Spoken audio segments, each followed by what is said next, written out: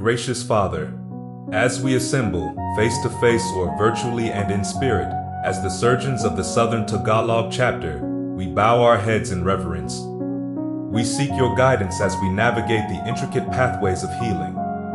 May our hands be steady, our minds sharp, and our hearts compassionate. Grant us unity, a seamless tapestry of expertise, resilience, and shared purpose. In this fellowship, may we find strength to face challenges, wisdom to make sound decisions, and grace to honor life. As we convene, whether in person or through digital channels, may our collective efforts ripple beyond these virtual walls. May our actions echo in the lives we touch, the patients we serve, and the communities we impact. In your name, we dedicate our skills, our service, and our calling. Amen.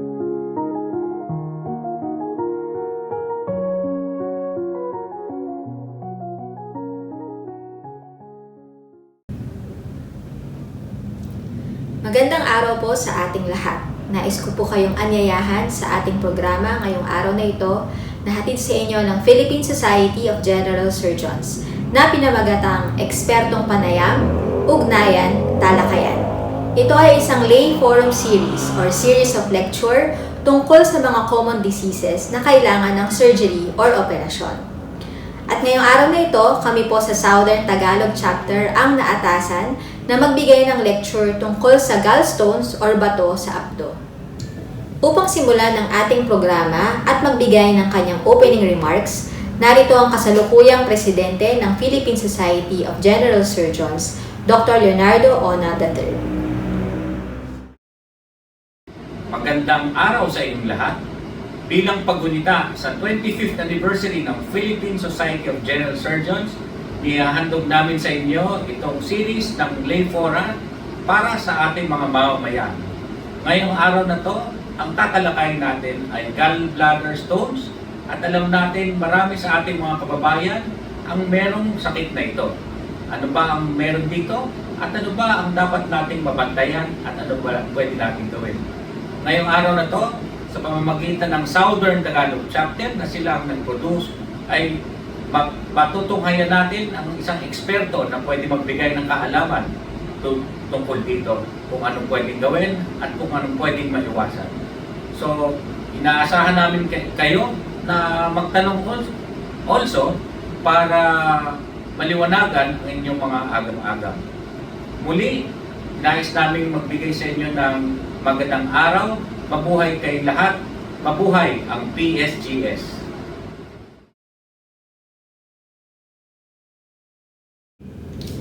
Ano nga ba ang gallstones or bato sa abdo?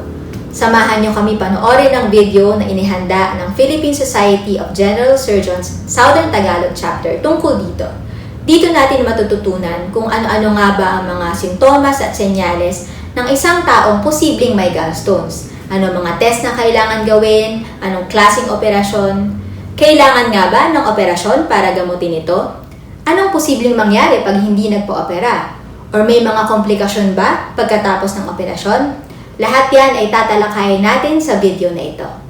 Kaya tara, samahan natin ang isang pasyente sa kanyang pagkonsulta kay Dr. Ronan Chris Inso, isang general and laparoscopic surgeon at kasalukuyang presidente ng Southern Tagalog Chapter of the Philippine Society of General Surgeons.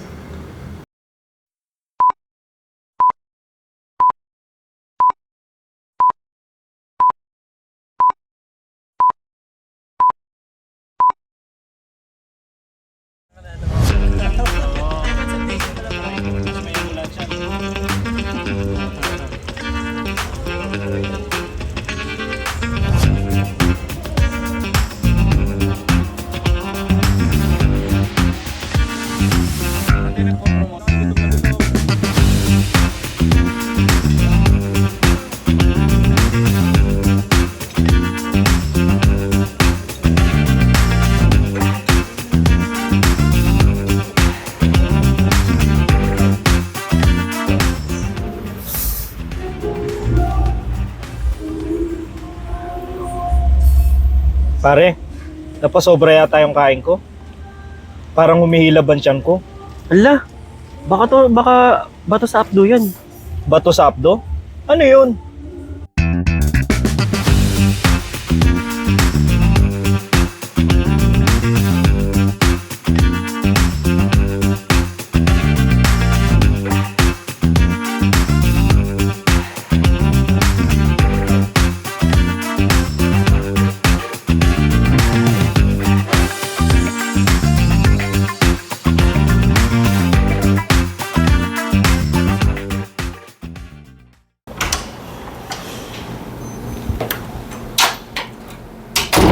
Hello, Doc. Good morning po. Good morning. Good morning. Kamusta po? Paano po kayo? Doc, mahigit isang buwan na pong sumasakit itong tiyan ko. Usually po, after kong kumain. Nasabihan na rin po ako dati, Doc, na baka meron daw po akong bato sa abdo.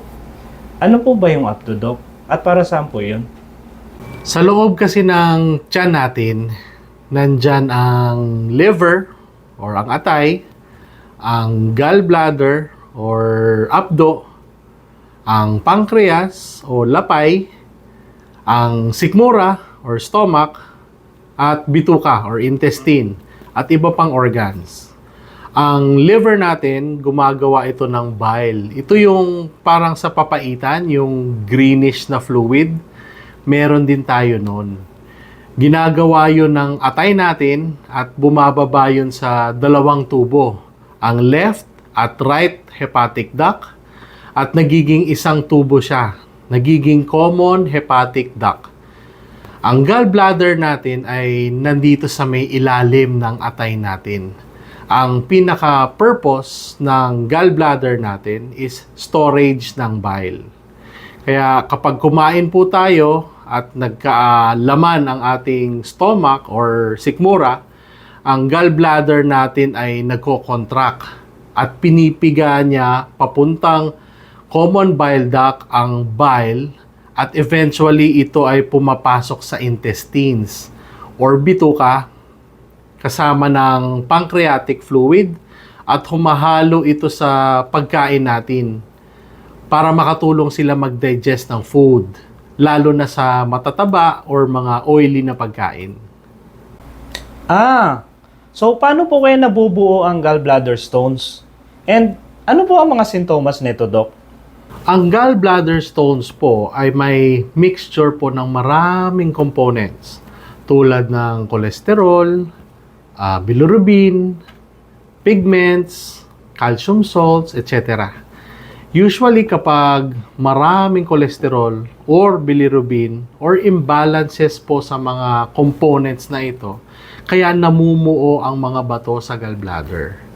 Usually po kapag maliit pa lang ang mga bato, maaaring wala pong maramdaman na sintomas.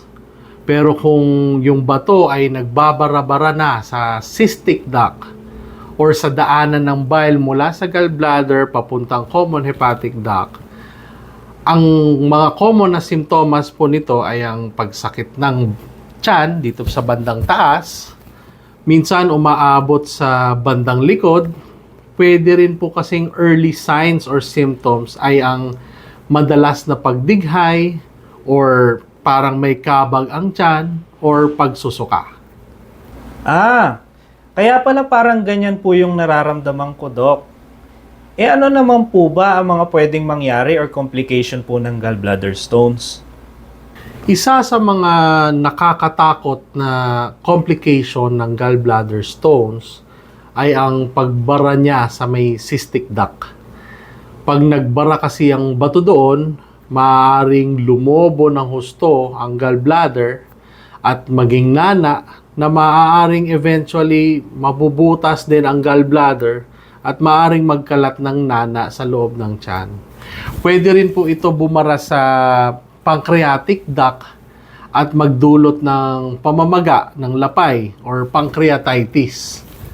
So isa pang complication is kapag ang bato ay nahulog pa sa common bile duct at doon nagbara, maaari naman lumobo ang mga bile ducts mula sa common bile ducts, common hepatic ducts, left and right hepatic ducts, at mga intrahepatic ducts or mga ducts na nasa loob na ng liver. Maaari din ito ma-absorb sa dugo, yung kulay na yellowish or greenish, at manilaw ang mga mata or balat ng pasyente. Or yung tinatawag namin doon is jaundice. Okay?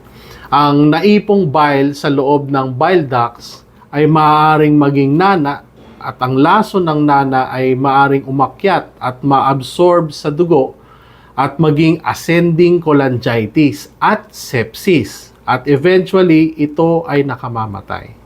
Hala, nakakatakot naman po pala yun, Doc. Pero kasi, Doc, takot din kasi ako sa operation eh. Di po ba pwedeng makuha na lang sa gamutan? Meron pong gamot na ang tawag ay ursodeoxycholic acid na maaaring gumana sa mga maliliit or halos gabuhangin pa lang na mga bato. Pero usually kasi, by the time na magkasintomas po kayo, maaaring medyo malaki na yung bato para tumalab pa yung mga gamot na ito. So, paano nga po ba mako-confirm kung may bato sa abdo? Ang pag-diagnose po ng gallbladder stones ay base sa sintomas, sa medical history, and physical examination. Kasama na rin dito yung imaging studies or modalities tulad ng ultrasound, ng CT scan, ng MRI, or ERCP. Ang pinaka-cost effective po ay ang ultrasound dahil ito ay highly sensitive na sa pag-detect ng gallstones. Madalas po ay sapat na po ang ultrasound sa pag-confirm po ng bato sa abdo. So, Doc, kung meron nga pong bato sa ultrasound, automatic need na agad ng operasyon? Ano po ba ang ginagawang operasyon sa mga pasyenteng may bato sa abdo? Kapag po ang pasyente ay may mga signs and symptoms na po ng gallbladder stones, madalas po ito ay indikasyon na ng operasyon. Minsan din po kahit wala pong sintomas, ngunit ang mga bato ay malaki na or may mga iba pang sakit ang pasyente tulad ng diabetes na maaaring nakakaapekto na sa pakiramdam ng sakit ng pasyente, ina-advisean na rin po namin na operahan at tanggalin ang gallbladder dahil delikado po ang complications ng gallbladder stones. Tinatanggal ang gallbladder, Doc? Di po ba yung bato lang ang tatanggalin?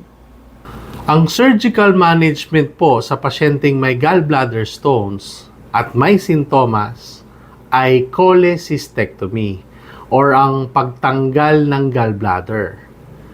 Pwede po ito open or laparoscopic. Ang open cholecystectomy po ay ang paghiwa sa may kanang taas ng tiyan para makapasok ang mga instruments at kamay ng surgeon upang matanggal ang gallbladder na may bato. Ang madalas na po gawin ngayon ay yung laparoscopic cholecystectomy, kung saan pinapadaan ang kamera at maninipis na instrumento sa maliliit na incisions or sugat sa tiyan.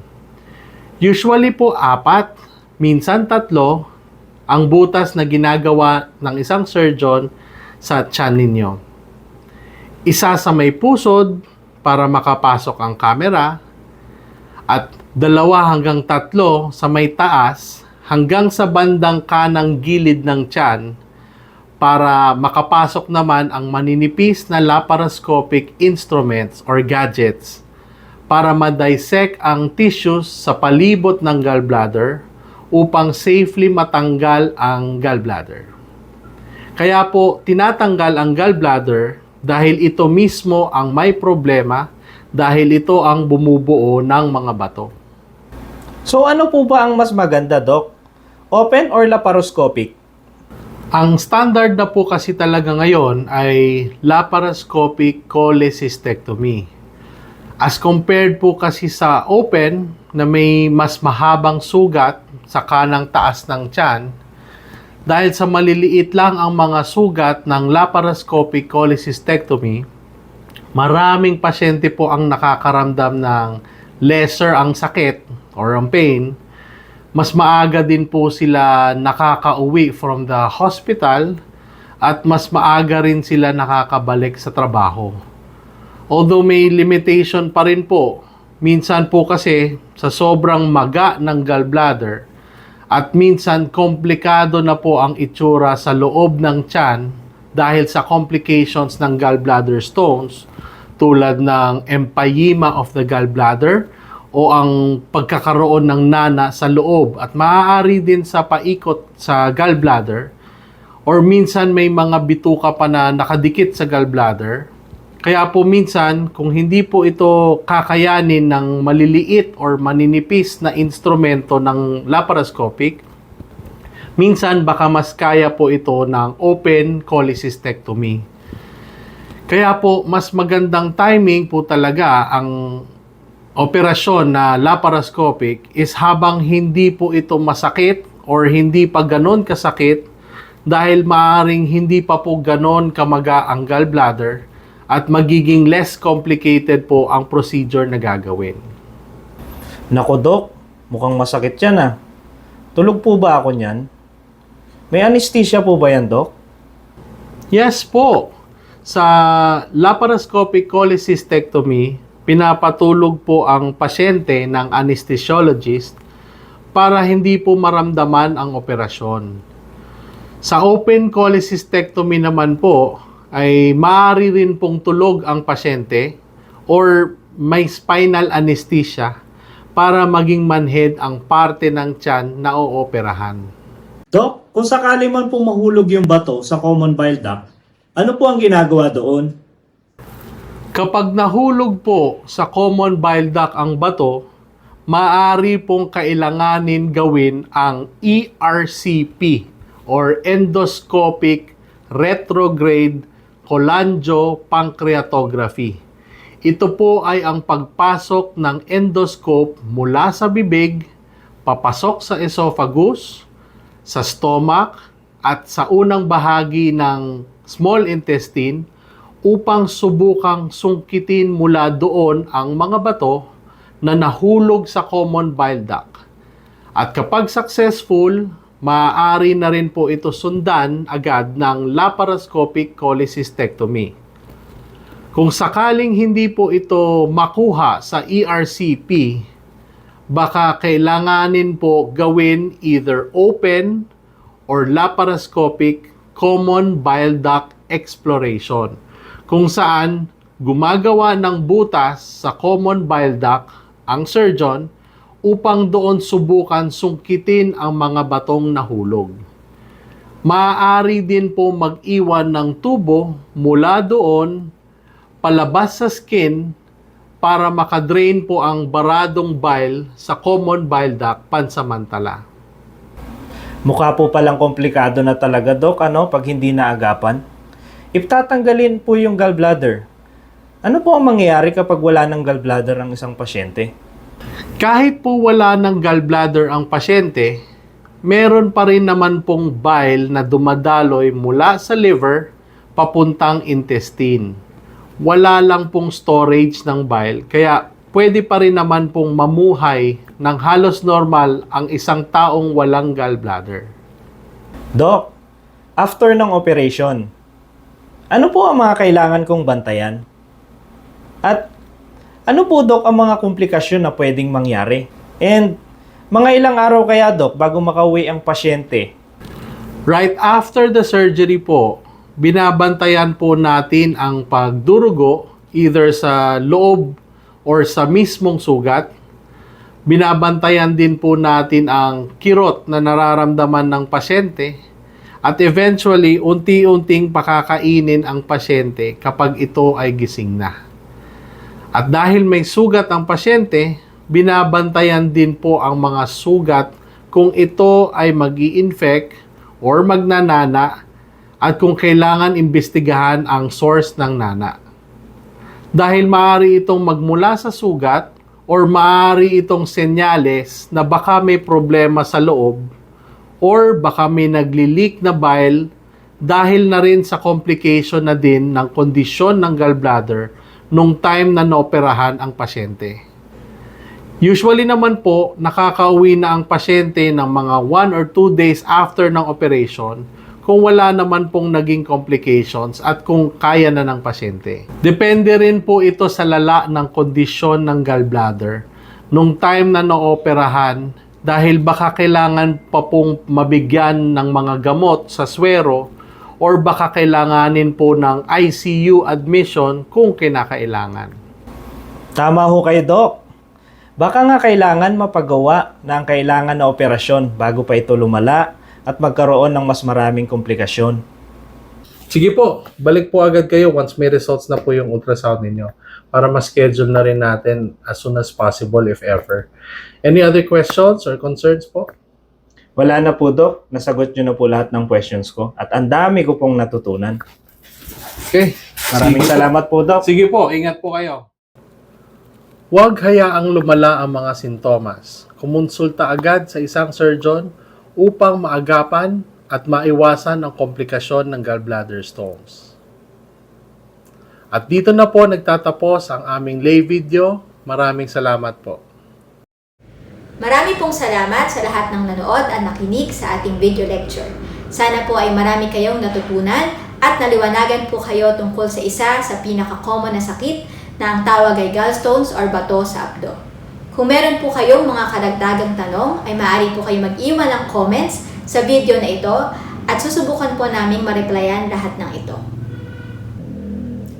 Kung sa tingin niyo po ay naging malaking tulong ang lecture na ito, maaari niyo pong i-like or share ang link ng video na ito or ang official Facebook page ng Philippine Society of General Surgeons kung saan ay makikita nyo ang iba pang lectures na inihanda ng iba't ibang chapters ng aming society tungkol sa mga common surgical diseases.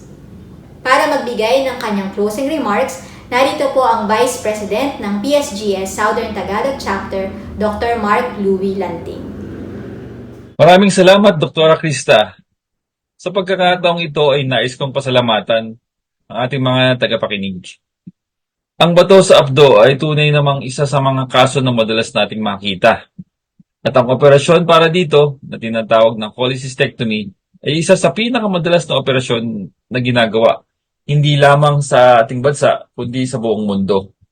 Hindi ako magtataka kung meron tayong isa sa ating mga tagapakinig or maaring mga kamag-anak nila ang nakaranas na ng operasyong ito. Dr. Ronan Crisinso, maraming salamat sa pagbabahagi ng iyong kaalaman sa paksang ito. They say prevention is better than cure. Ngunit higit na mas mainam ang pagkakaroon ng sapat na kaalaman tungo sa pag-iwas sa iba't ibang mga sakit. At dahil dyan, kaisa ninyo ang mga siruhano sa Philippine Society of General Surgeons sa mithiing ito. Muli, ito ang ekspertong panayam, ugnayan at talakayan, the PSGS Lay Forum Series. Maraming salamat po sa inyong lahat and have a nice day.